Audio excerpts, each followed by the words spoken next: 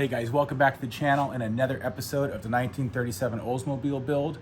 Today, we're gonna be working on the fuel system, getting the gas tank, fuel pump, fuel lines, filters, everything from the tank to the carb done, exhaust, and hopefully get started on the wiring today. So you're not gonna wanna miss it. This is Costantino Garage.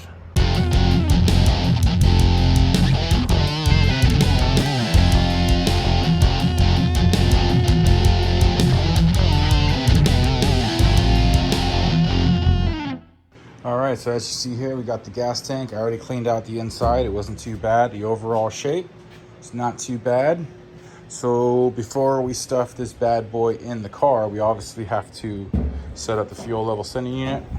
Now, this level sending unit is for a Stewart Warren gauge. It's sort of like a universal deal. That also comes with the float. Obviously, we're gonna have to cut this down to size because when this hooked up to here, that is like dramatically for like a 50-gallon tank. So we'll cut it short so that when the gas is low, the float will be at a correct angle, and when it's full, the float would be at a correct angle to read correctly what the sending unit.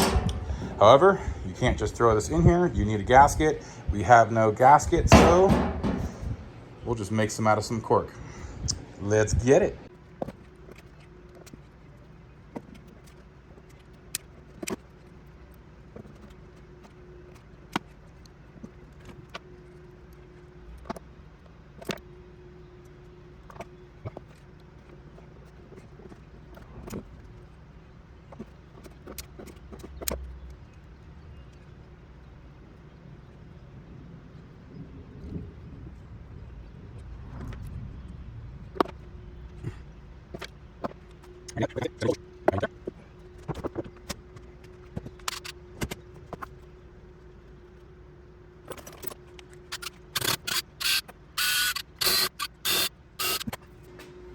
The screws, the gasket's good. We got this cut to the length for the proper depth. Now let's throw it in.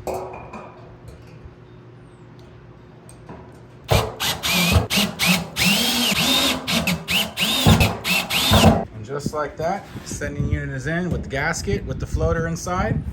Good to go.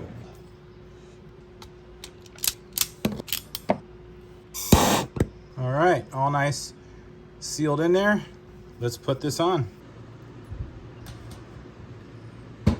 Wires attached. We'll roll this up, and then now this tank is ready to go in.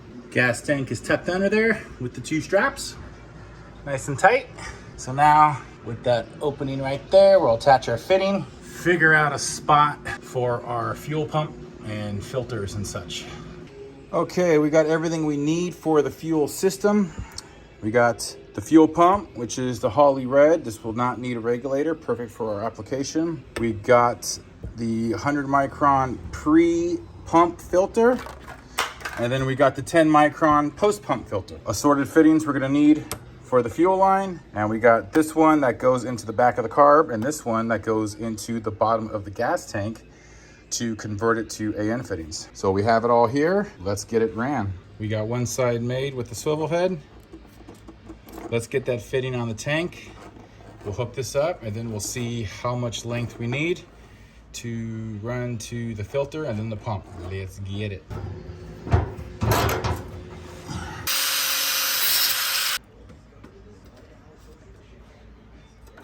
All right, we got the fuel line, the first fuel line set up. Let's mount it.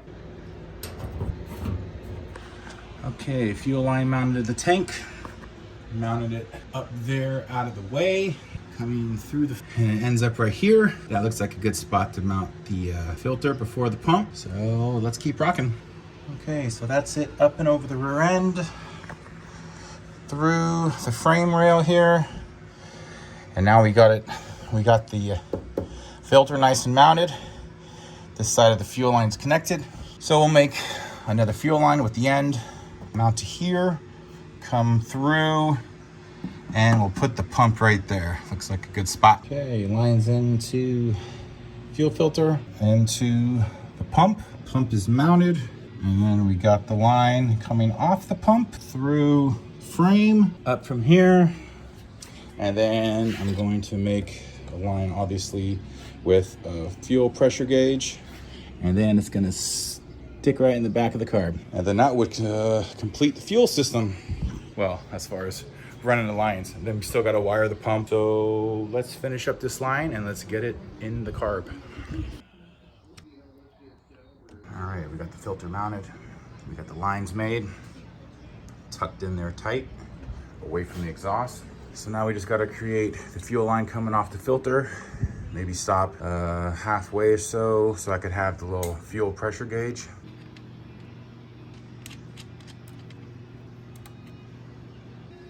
All right, guys, so we got it all in.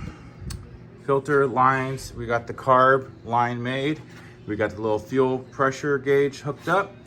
Of course, what you're seeing is missing is the fitting connecting these two together. And of course, nobody has it in stock. So annoying. So I gotta order that. Should be in tomorrow, delaying me once again. But fuel system is about 99% done. So I think now we can move on, throw the headers on. Once the headers is on, thinking about setting the timing so I could get the distributor in, run the spark plugs, ignition wires. Then that almost wraps up everything under the hood so I can start throwing body panels on. So let's get it.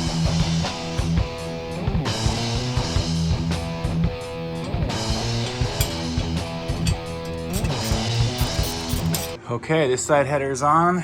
I'm glad I went with the block huggers. They fit perfect. Look at the clearance here. Look at that.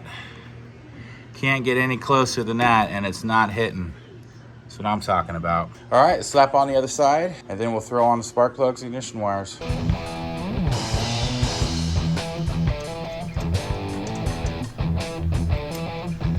Okay, I got the distributor in at the correct timing. The motor is now at top dead center on the compression stroke that I checked. If you guys don't know what the hell I'm talking about, don't worry. There'll be another video on how to find top dead center on a small block Chevy. So now we're ready to run the ignition wires. I have the ignition wires all laid out here by size, so it's easy to figure out which wires that will fit best for the firing order that I'm going to be running. So the firing order is cylinder 1, cylinder 8, then 4, 3, 6, 5, 7, 2. So that's the firing order. This goes clockwise. So you start with the direction diagonally towards cylinder 1. So I would do this one. So it would be 1, 8, 4, 3, 6, 5, 7, 2, right? The center one is going to be the coil. Do that last because I have to mount the coil on the firewall. So I want to mount it in the right spot. So let's run these ignition wires.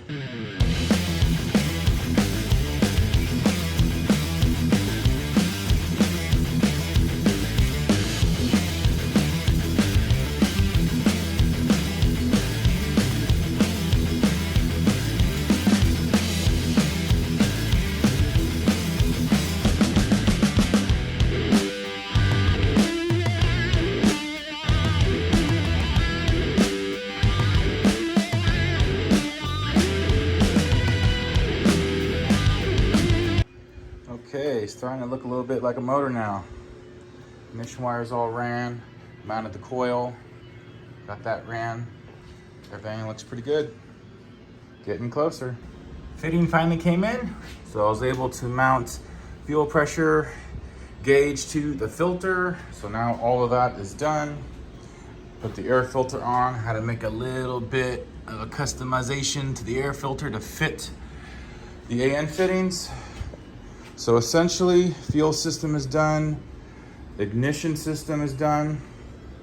I even wired up the coil to the distributor, which feeds down into there, and then I got a hot wire going into the firewall. This is obviously going to be all loomed up and everything will look pretty. So what that means is we are now on to this glorious wiring, which scares a lot of people, but I love it. So I need to figure out where to mount it. I already had a good idea. As you can see, there's 2 fresh drilled holes there. I like to mount the fuse box up high and tight. So then when you're back sort of inside the car, obviously there's gonna be gauges and stuff here, then carpet kit and everything. You won't even see the fuse box or any wiring. I'm very meticulous with my wiring, so I don't like to see any wires. I like to have everything all nice and tight. So with that being said, let's get this fuse box mounted and start this wiring.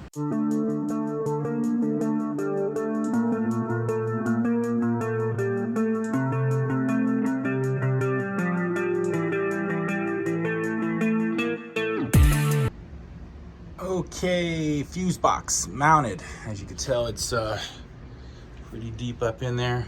This glare is a bad shot, but it's up there tight. So give me enough room to run cabling with out of eyesight. And the mounting point from the firewall end, nice and clean. I use button heads, some washers, so I'll probably touch this up with some gloss black paint so it all blends into the firewall. I also refurbished the VIN tag, body plate, identification plate, however you want to call it. Painted it, sanded it down so the numbers came out good, so that came out nice. So let's keep on trucking. Okay, mounted.